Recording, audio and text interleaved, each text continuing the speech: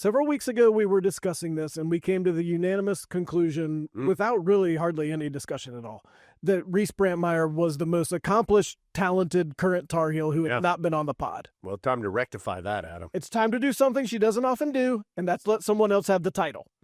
Because she's been in other countries, she's been winning NCAA championships, and now she's here in Pod World headquarters. So, Reese, thanks so much for coming by. Thank you for having me. Tell folks what you've been doing just over the last month or so, like life of Reese.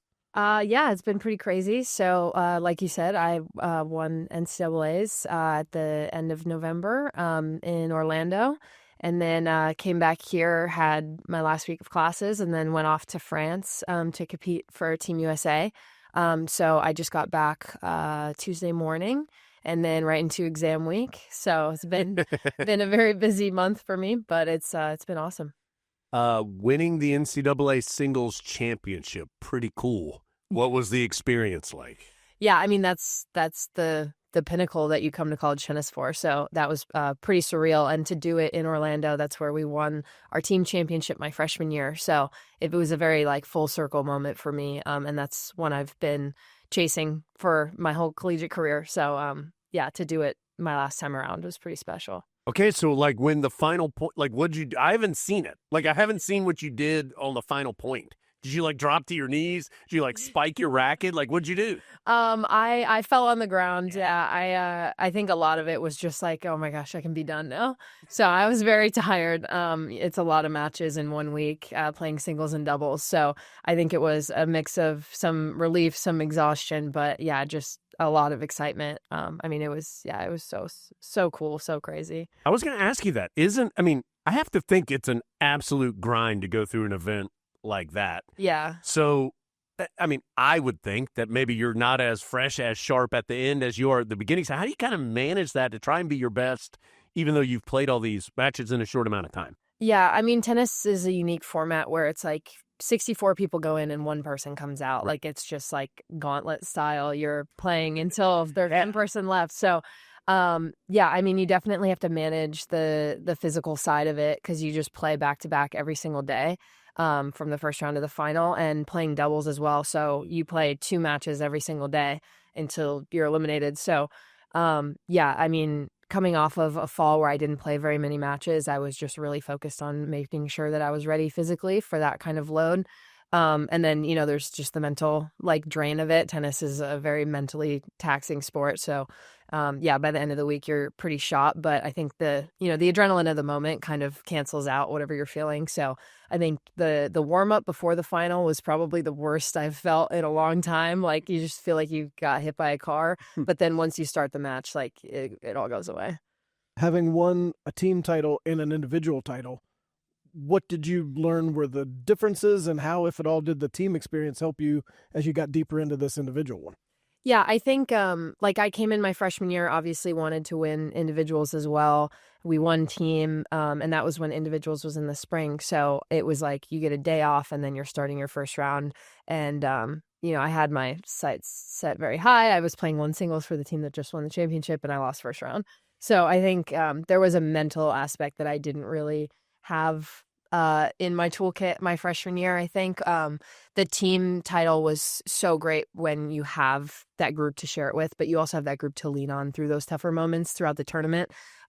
So I think I really wasn't ready to have that kind of support when it was just myself out there. I had the privilege of being able to look down the line and seeing 5 of the best players in the country playing next to me, and having to have that trust in they're going to be able to put a point on the board even if I can't.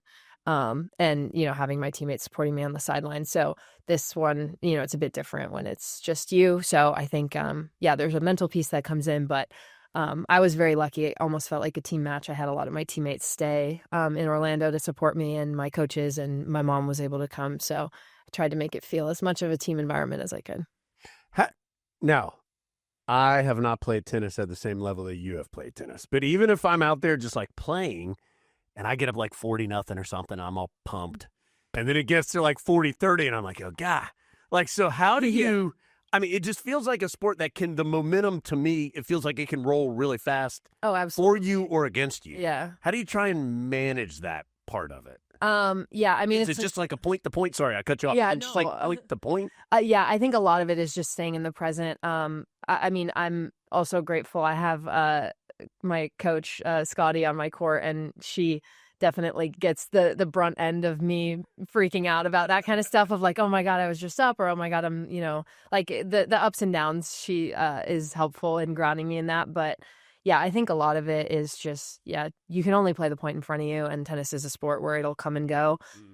So I think like I saw a stat in the final that I saved 10 out of 10 break points. So that means I was about to lose my service game 10 different times, and I was down love 40, like multiple games on my serve in that final.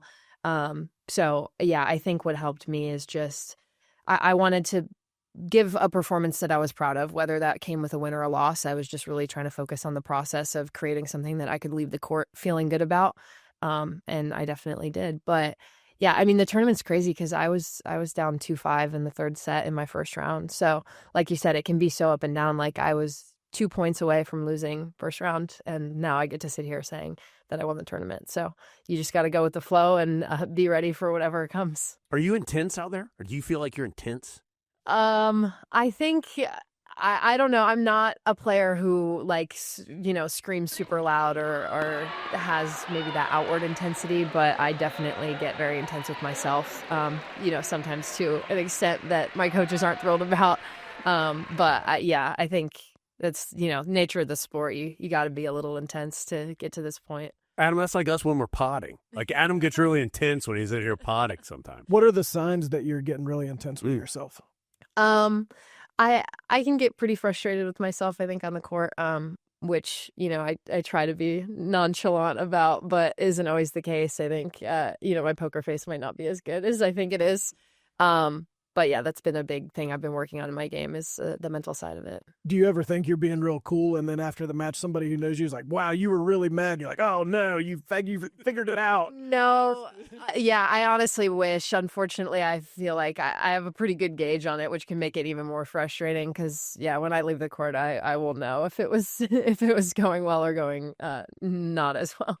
You're really smart, which we're going to talk about, so you can look forward to bragging about yourself here down the line. Is that ever a detriment in tennis? Like, how do you balance, like, I want to think about what I'm doing, but I don't want to overthink? Yeah, I think it definitely comes with a balance that is important. I think there are a lot of times that I would love to just be able to shut my brain off because a lot of tennis is instinctual.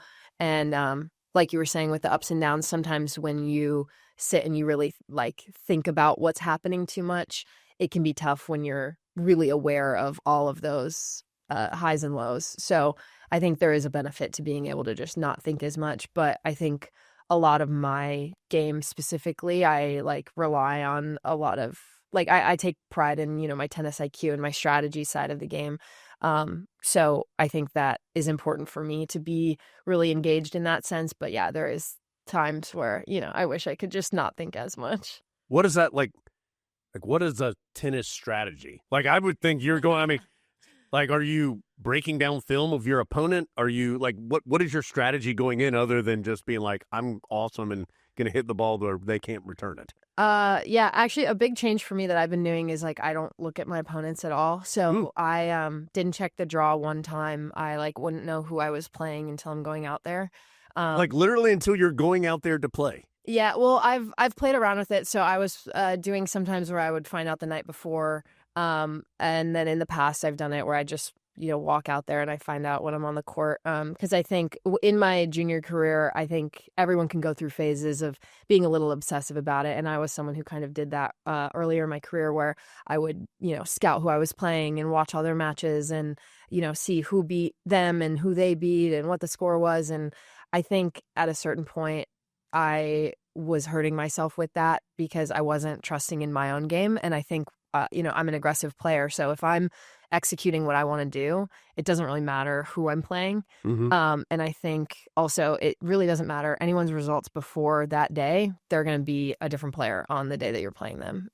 So I think every match is going to be different regardless of what their record is or where who they beat to get to that round. So I was really not looking at anything going into it. But a lot of it was just focused on what I wanted to execute, my patterns, my playing to my strengths, and really setting up points to feed into the patterns that I wanted. Why is tennis like that? Like you mentioned, every player is different on any day, and not just in college tennis, but in pro tennis, they're like someone everybody knows is playing someone no one's ever heard of, and 99 times out of 100 they're going to beat them. But the one time might be at like Wimbledon or something, and all of a sudden you're like, how did that even happen? Why does that happen in tennis? Yeah, I don't know. I mean, I think like tennis just involves so many, like it's got so many different factors where it's, there's a big mental side, there's a big physical side, there's the strategic side, like there's just so many things at play. So I think in an individual sport, everyone's going to have ups and downs. And if the timing's right of they're having, a really big down and someone's having a really big up, it truly is anything can happen. Kind of tennis. And I mean, like at the NCAA tournament, our 1 seed was upset in the first round. Like it just happens, where, maybe someone's working through some nerves that day and they're working on something in their game. And this person, gets to play really free playing against the 1 seed. So, and it's all circumstantial. I mean, I just am coming back from France, and like getting the opportunity to play for your country really brings out a different level of tennis that, people might not have if they're playing individual pro events. And getting to see these players who, like you're saying, it's maybe these people no one has really ever heard of, but when they're representing their country, like it was just a crazy level of competition. So, I mean, tennis is fun. Anything can happen.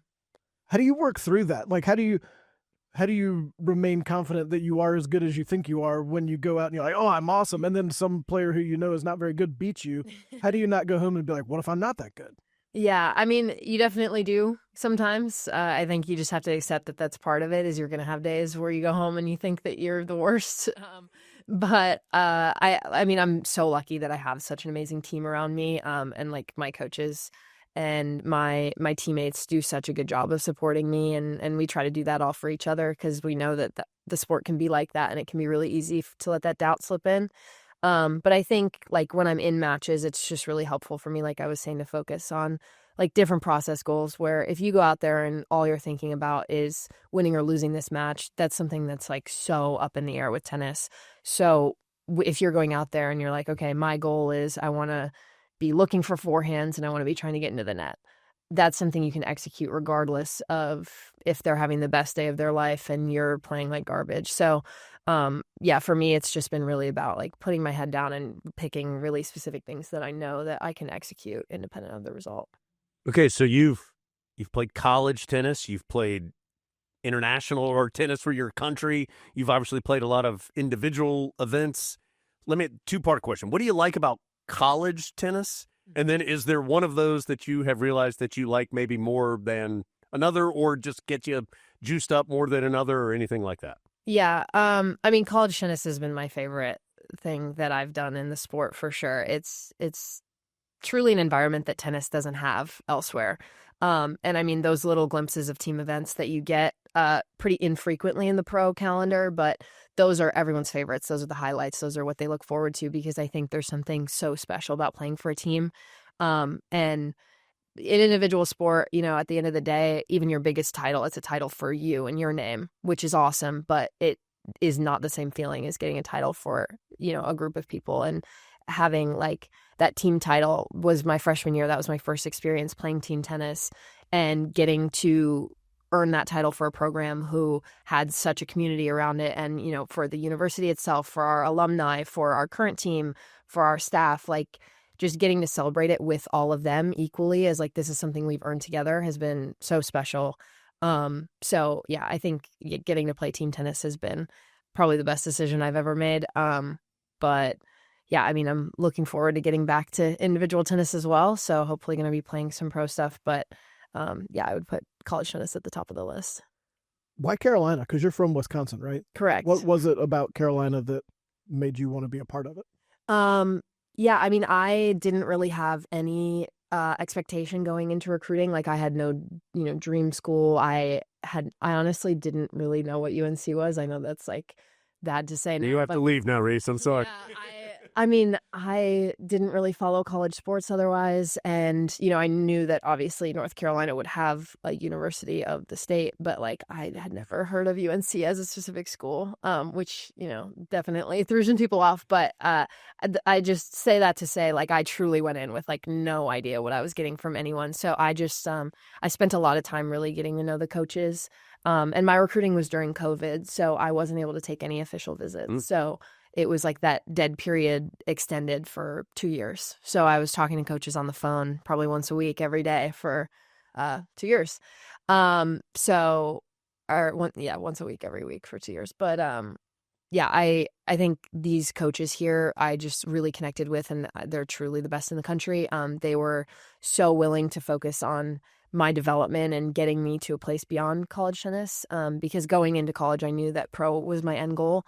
And I think a lot of schools, when they're trying to sell their college, they want to keep you there, obviously. So they're saying, you're perfect, you're amazing, you'd be perfect for this program, like you are flawless, come to our school. And these coaches here, they would watch all of my matches and actually give me very, specific feedback on here's the ways we think you could improve. And I wanted somewhere that was going to get me better to a level that I could play successfully on the tour. And they were even willing to, I was considering going pro before college, and they were happy to have me commit here. And they were like, if you go pro before your freshman year, like we support you 100% because we want you to be the best person and the best tennis player you can, even if that means it's not at Carolina. And I think that just showed their selflessness in this whole process. And they've lived up to that every day. So yeah, Carolina has been the best choice I've made for sure. And it turns out they got a school here. Yeah, Yes, and they have a believe it or school. not. It's pretty good too. You have a nose ring. I do. When did you? What if she had been like, what? Be like, I what? when did that happen? Where did this come from? Last night was crazy. When did you get a nose ring? It was probably like 13, 14. I've had it a long time. Really? You had a long time. Yeah. Was this a big decision? Not really. I'll show you my ears as well. Okay. Oh yeah. So you got lots. Yeah, of the rings. nose was just added on Part of the motto. process. Yeah. Big piercing fan. You think about getting one? Yeah, is why I would think if you were 13 and you're like, I'm getting a nose ring, was everybody just cool with that? Parents, family, everybody's down? Yeah, they're like, it's your face. If it looks bad, that's on you. But You'll be happy to know, Reese, that I had an earring in high school for about 2 days. looks bad? Oh, it didn't look good, Reese. It didn't look Come good. on. I think you could pull off a nose ring. We could be nose ring friend. We could be like nose ring twins. He's actually lying to you. Maybe I got a fake nose ring. Are there any surviving pictures? Yeah, I knew you'd be interested in that part, Adam. No, they're not. When did you figure out you were good at art? So, I mean, I feel like every kid draws to a certain extent, so I just enjoyed it, and I stuck with it, and it was something that was an easy hobby to keep up while I was traveling, because, you can just bring a pencil, sketchbook. I was traveling most of the year when I started playing competitive tennis, so I was just coming up with things to, do on the plane, doing the car rides. So, yeah, I loved it all through high school, and I started doing some commission stuff of like, a friend here and there would say, I know you know how to draw. Like, I have a Christmas present I need. Can you draw this? So I feel like it just kind of built on itself a little bit there. And I never actually like officially did art until I got to school here is when I took my first art classes. She's really good. Like, I have one of your rams at our house right now. Oh, really? Yeah, like, how some people draw Ramses and it's like, yeah, that's not quite it. I can, I know. I can't draw at all. Hers is one of the best I've ever seen. I'll send it out on I have said this before. People who can draw, to me, is one of the most amazing skills that anyone can have. Like, I can't do it at all, at all. So it always blows my mind when I see someone who can.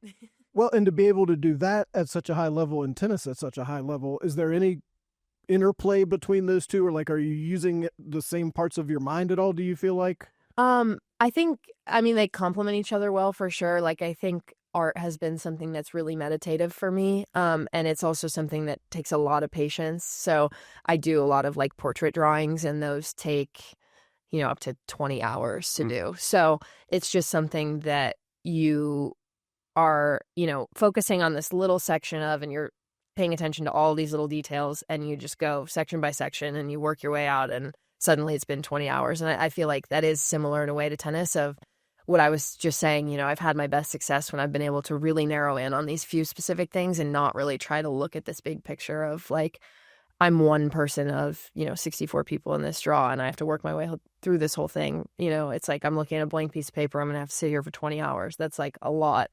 But then when you narrow it in and you just, you know, you get methodical with it, you go with the process, and then you can just kind of zone out and it, you know, time goes like that. So I've had a similar experience with art where I can sit at a desk and not realize I've been drawing for 8 hours at a time versus like, you know, that's when I go out to play a match and, you know, I'll be in the heat of the moment and then suddenly I leave the court and I'm like, oh my God, it's been 3.5 hours.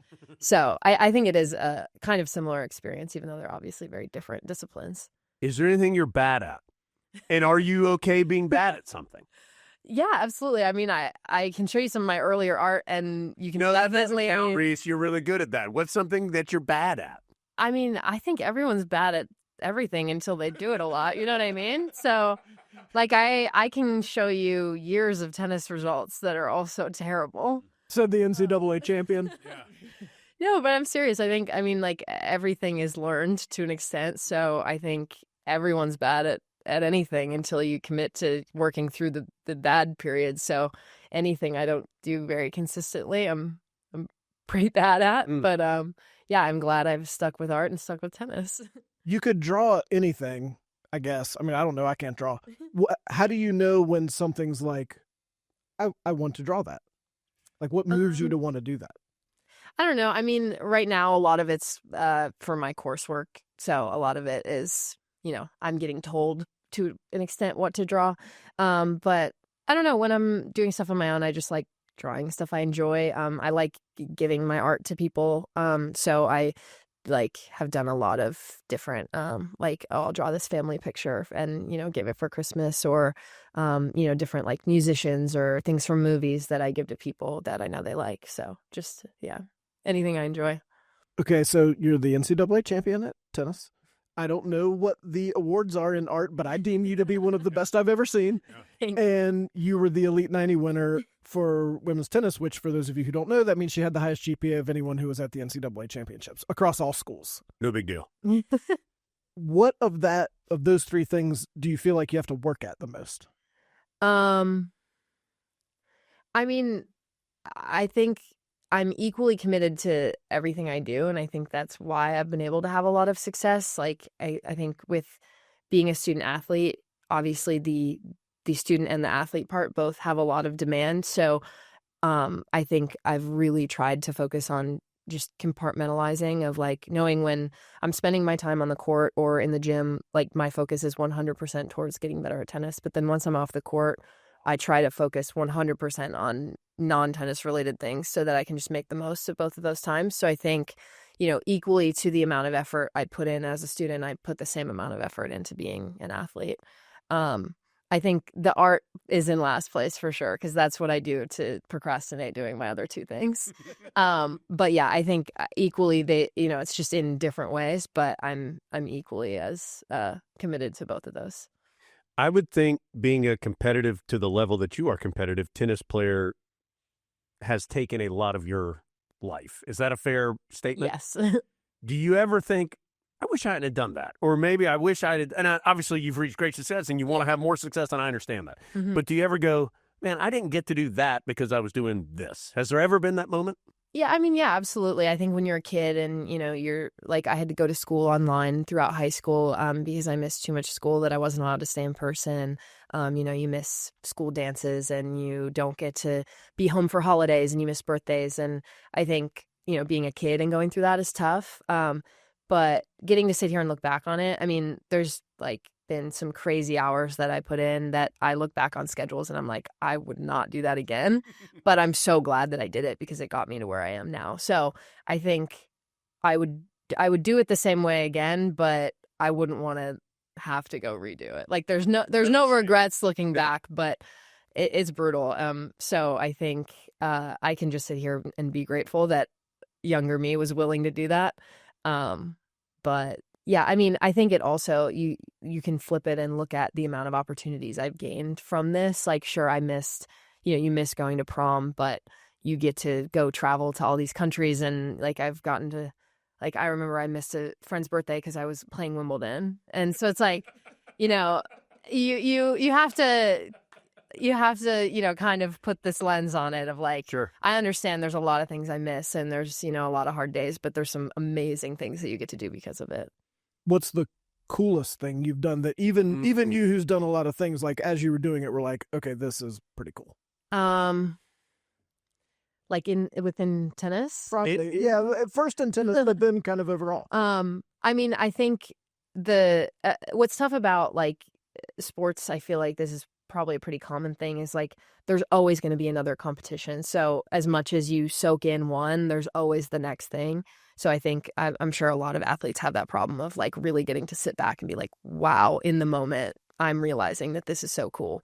But I think the thing that's done that for me the most was I'm sure it'll come up later, but I opened tennis courts in my hometown. So we had our grand opening this past summer. And that was something where I've never had that feeling of like actually being so present in the moment. Like it wasn't a competition. It wasn't something where there was going to be something after. Like it was just, this is such an amazing moment. And this had been the accumulation of, over a decade of me thinking about this and wanting to do this. So getting to see that actually come to life was like such an unbelievable experience. Why'd you want to do that? I mean, it started, so when I was 8 years old is when I started playing tennis. So I was in elementary school and there were these two courts that I could see outside my window, from my classroom, and they're right next to the school, but they've been locked probably since the 60s. And they were built in the 60s. So, Right. Just has declined since then. They're super cracked. They had no nets. They had trees growing out of the middle. Like they just totally fell apart, and they were locked, so no one could play there, but they just kind of sat there as this. The trees in the middle would probably keep people. Yeah, it's kind of tough to work around the trees, but yeah, it was sad because it was like this, they didn't tear them down, they just let them sit there of, you used to be able to play tennis here, but you can't anymore.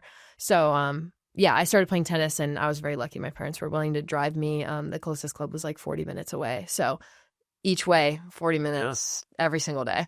And that is obviously what, helped me become a great tennis player. But that isn't like feasible for most people just saying, hey, I want to try a sport and see what happens. They're not going to drive 40 minutes every single day.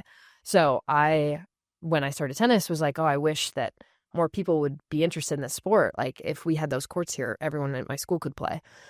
So it had started since I was 8 years old, of this thought in my head of like, someday I would love to see those courts used. I would love to see them, back up and running.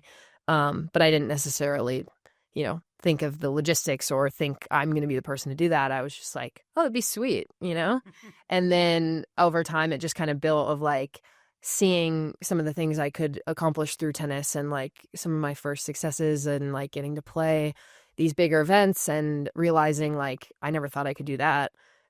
But here we are. And then I was looking at those courts and I was like, I mean, I never thought that I was going to be the person to do that, but I've done some things that I didn't think I could either. So let's do this. Yeah. So yeah, I started this project in my freshman year here, and we started fundraising, just kind of me and my mom, just figuring it out as we went. And yeah, we finally finished it this past summer. So pretty awesome. So when you look at them now, what do you think about? It's so cool. I go out of my way every single time I'm driving in my hometown. It's like not near anything I'm going to. I'll make the detour every single time. And it's amazing. I mean, the whole point of this project was to bring grassroots tennis back. Like I didn't want there to be any barrier to kids playing tennis. A kid should be able to say, I want to play tennis, and it's there for them. Like I think, unfortunately, the nature of the sport, like there's a lot of financial barrier that goes into it with, paying for court time, paying for equipment. It's not like, running or basketball you can pick up in the park. Like you kind of have to know what you're doing going into it. And I wanted everyone to have the chance to play tennis and find out if it was something they wanted to keep pursuing. So we started a checkout system at our local libraries and our like all of the public schools and public libraries. So you can get rackets and balls at any time from there, and like little instructional cards on how to score and how to play. So, and they're open 24/7. So it's like truly just, if anyone wants to play tennis in the city, they can. So it's been my favorite thing to drive by there and see people from all different backgrounds playing. And like so often the courts have been used by, I've driven by and seen, little like 3-year-olds with their parents playing, and I've seen 80-year-olds playing, and I've seen people playing like in work boots on their lunch. There were like construction workers playing, and then I saw people who were actually like training for our high school team. So it's like truly every single level of person I've seen playing, whether it's like training to get better, like, or just playing to have fun. Like tennis should be for everyone, and that's what these courts have done for my hometown. So it's been so special. What are your thoughts on pickleball? I am pretty anti pickleball. Yeah, I can see that. Like it sounds like fake tennis. Yeah. It's usually very strong opinions one way or the other. Our coach here loves pickleball, so I'm not going to sit here and waste too much time on it. I still stay on the team. Yeah. Fingers crossed. But yeah, that was a big debate of putting pickleball lines on the courts or not. So I asked the people if they could make the paint like as close to the color of the tennis court as possible. So you kind of have to squint, and if the sun's right, you can see the pickleball lines on there. So we have seen some pickleballers there. And, I love that this is a place that people can come to have fun and be active. So, I'm happy to see them getting used in any way, but I do want to make sure, maybe we get a sign or something that if at any point there's someone waiting to play tennis and they're used by pickleball, they're getting kicked off. Let's let real tennis go. Yeah, exactly. So they can use them, but as long as the priority is getting kids in tennis. Okay, I think I ask every tennis player who we've had on, I try to ask this question because it's obviously a hard-hitting question. Are you good at ping pong? I think there's levels to it. I think from, a civilian standpoint, I'll say. Like a normal person off the stand. I'm pretty good. Like they're pretty good. But then one of my teammates, Alanis Hamilton, she played competitive table tennis before she played tennis. Table tennis. And I know, I said that for her. So if she listens to this, because I've been told ping pong is, right. borderline offensive. Like me. Yeah, I understand. So she, and like her dad also was a competitive table tennis player. So it runs in the family. So I was like, oh yeah, I'm pretty good at ping pong, and I've found out I'm not good. So right. I think, to some tennis players I'm pretty bad, but I think to the normal person I'm all right. You do okay. Yeah. If you were taking on Adam. I don't my ground, I think. I haven't seen you play. Right, she does this. What if it's in my genes? Well, look. Yeah, I don't know your family. Scout your game anyway. She'd just show up to the table and be like, let's play. She found out how we were playing, so we were walking down and she'd be, well, fancy meeting you here. What? Yeah, you just give me a time and I'm there. 40 minutes each way to practice. That's a long drive when you're a little kid. Like when you think about those drives, what do you think about? I mean, I think it's, again, something I look back in my schedule and I'm like, I could not imagine doing that now. I don't know how I did that, but I just had such a passion for getting to play. It like was such a necessary evil. I didn't even think about it. Like it was no question. Of course I would want to do that. And I think it gave me a lot of special moments, I think, with my parents, like getting to spend that much time with them when you're younger. Like I have a lot of very fond memories of, blasting music and going to practice really early mornings with my mom and things like that. And, the tennis schedule can be kind of crazy. So that also was some designated homework time that I think was beneficial. What was on the radio when you were going? What was blasting? I'm listening to anything. I don't know. Eclectic taste. Yeah. I love some like 80s and 90s because it was always with my parents. So it was what they keep talking, Reese. Now you're talking our language. Yeah, I'm a big rock fan. So I liked a lot of that stuff. Yeah. What's next? What's next for you? I got to finish exams. So that's been, my main focus since getting back. But then I'll go home for the holidays for a bit and come back ready to start right away in January, and we start spring season. So we're going to get up and running pretty soon.